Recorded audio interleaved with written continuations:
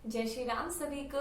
राधे राधे। आशा करती हूँ आप सभी लोग प्रसन्न होंगे, आनंदित होंगे अपने प्रियजनों के साथ और बहुत ही सत्कर्म के साथ जुड़े होंगे।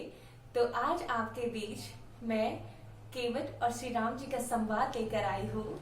आप सभी को पसंद आएगा तो आप जरूर से कमेंट करके बताइएगा और लाइक जरूर कीजिएगा और सब्सक्राइब तो जरूर कीजिएगा अगर आप चैनल पर नए हैं। तो जब श्री राम जी को कैकेयी माता के वचन के अनुसार वनवास दिया गया तो श्री राम जी जब वनवास को निकले तो जब उन्हें वन की ओर बढ़ना था तो बीच में गंगा नदी का उद्गम था, जहाँ पे से उन्हें नैया पार करके वन में जाना था।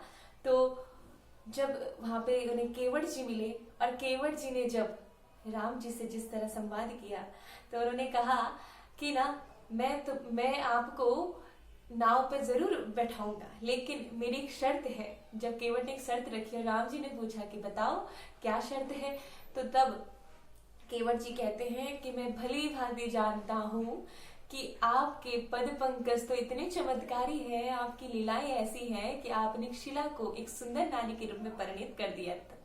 तो मेरी नाव भी अगर कोई ऐसी ही नारी हुई तो फिर मेरा तो जीवन यापन करना कठिन हो जाएगा। तो तब जिस तरह केवट जी राम जी से कहते हैं वो झांकी सुनिए।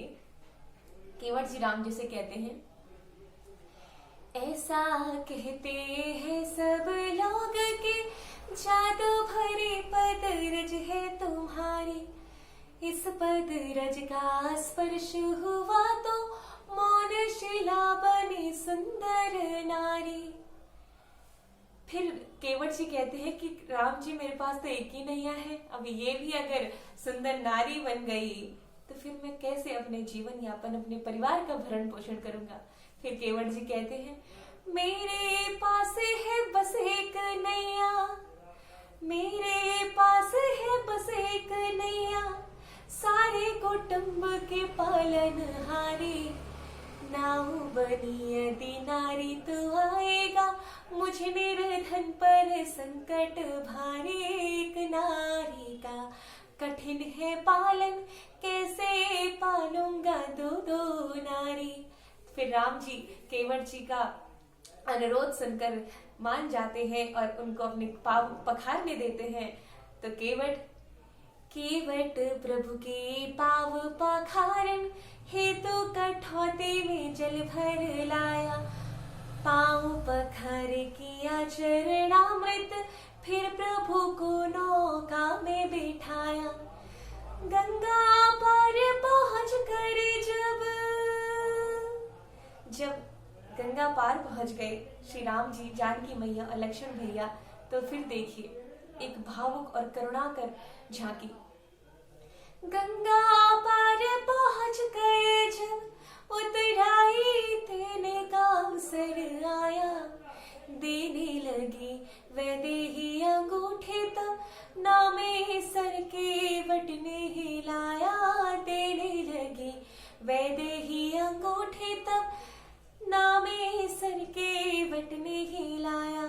जब जानकी मैया वैदेही कहते हैं हमारी जानकी मैया को, जब वो अपनी अंगूठी उत्तराई के रूप में देने लगी तो केवट ने सरना में हिलाया। और देखिए आगे केवट क्या कहता है। फिर केवट कहता है, सुनो मेरी विनती राम सरकार, राम सरकार, सिया सरकार, नाई धोबी थी मन केवट और लहार सुना,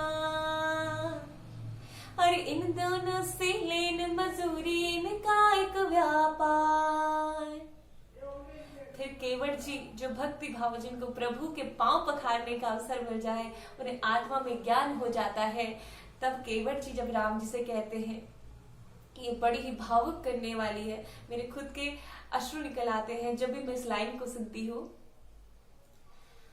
केवट कहते हैं, आऊं मैं जब घाट तुम्हारे, केवट राम जी से कह रहे हैं, आऊं मैं जब घाट तुम्हारे, कर दीजो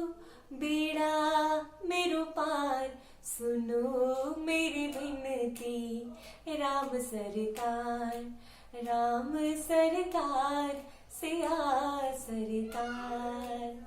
इस तरह केवट जी राम जी से कह देते हैं कि जीवन को तार दीजिएगा, मैंने आपको एक नदी पार करवाई है, आप जीवन के भवसागर से पार कर दीजिएगा। और इस तरह केवट अपने जीवन को सफल बना लेता है और राम जी की शरण में चले जाते हैं। आप सभी को ये कैसा लगा? आप